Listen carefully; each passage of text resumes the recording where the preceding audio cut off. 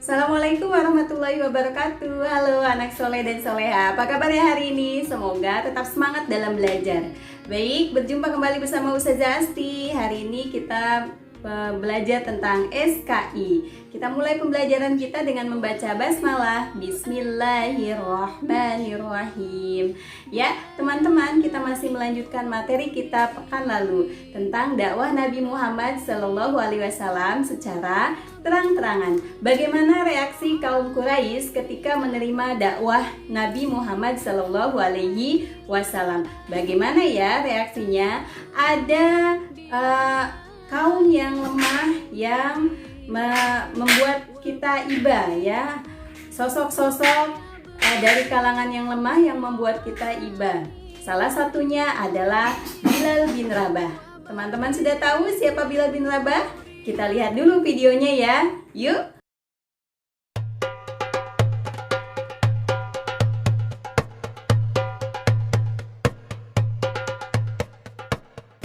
Bilal bin Rabah adalah orang berkulit hitam dari Habsyah yang memeluk agama Islam saat masih menjadi budak. Bilal termasuk orang yang mengalami kejamnya perbudakan. Ia memiliki postur tubuh yang kurus dengan rambut yang tebal. Abu Bakar yang mengetahui bahwa Bilal terus-menerus disiksa oleh majikannya bermaksud ingin membebaskannya. Suatu hari Abu Bakar menemui Bilal di bawah terik sinar matahari karena sedang mendapatkan hukuman dari majikannya yang bernama Umayyah. Bilal diikat dan dijemur menghadap matahari di tengah padang pasir yang sangat panas. Bahkan dadanya pun ditindih dengan batu yang cukup besar sehingga nafasnya menjadi sesak. Abu Bakar segera mengajukan penawaran kepada Umayyah untuk membeli Bilal. Umayyah yang cukup terkejut malah menaikkan harganya berlipat ganda. Ia mengira bahwa Abu Bakar tidak akan sudi untuk membayar mahal demi budak seperti Bilal. Namun ternyata Abu Bakar bersedia. Umayyah menerima 9 ukiyah emas untuk ditukarkan dengan Bilal. Umayyah berkata kepada Abu Bakar, "Sebenarnya jika engkau menawar sampai 1 ukiyah pun, maka aku tidak akan ragu untuk menjualnya." Abu Bakar membalas, "Seandainya engkau memberi tawaran sampai 100 ukiyah, maka aku tidak akan ragu untuk membelinya." Sejak saat itu, Bilal senantiasa menemani dan menjaga Rasulullah yang hendak hijrah menuju Madinah. Ia kemudian dipilih untuk menjadi muazin atau orang pertama yang mengumandangkan azan. Bilal dipilih karena memiliki suara yang indah dan keras, sehingga dapat menjangkau seluruh penjuru Madinah. Suatu hari ketika tiba waktunya bagi kekasih Allah untuk meninggalkan urusan duniawi, Bilal menjadi tak sanggup lagi mengumandangkan azan. Setiap sampai pada kalimat, "Aku bersaksi bahwa Muhammad adalah utusan Allah," ia langsung menangis terseduh-seduh. Begitu pula kaum muslimin yang mendengarnya, mereka larut dalam tangisan pilu. Oleh karena itu, Bilal memohon kepada Abu Bakar agar diperkenankan untuk tidak mengumandangkan azan lagi. Selain itu, Bilal juga meminta izin untuk keluar dari kota Madinah dengan alasan berjihad di jalan Allah dan ikut berperang ke wilayah Syam. Setelah sekian lama Bilal tak kembali untuk mengunjungi Madinah, pada suatu malam Rasulullah hadir dalam mimpinya. Dalam mimpi itu Rasulullah berkata, "Wahai Bilal, mengapa engkau tak mengunjungiku? Mengapa sampai seperti ini?" Bilal pun segera terbangun. Tanpa berpikir panjang, ia segera mempersiapkan perjalanan kembali ke Madinah. Setibanya di Raudah, Bilal menangis dan melepas rasa rindunya.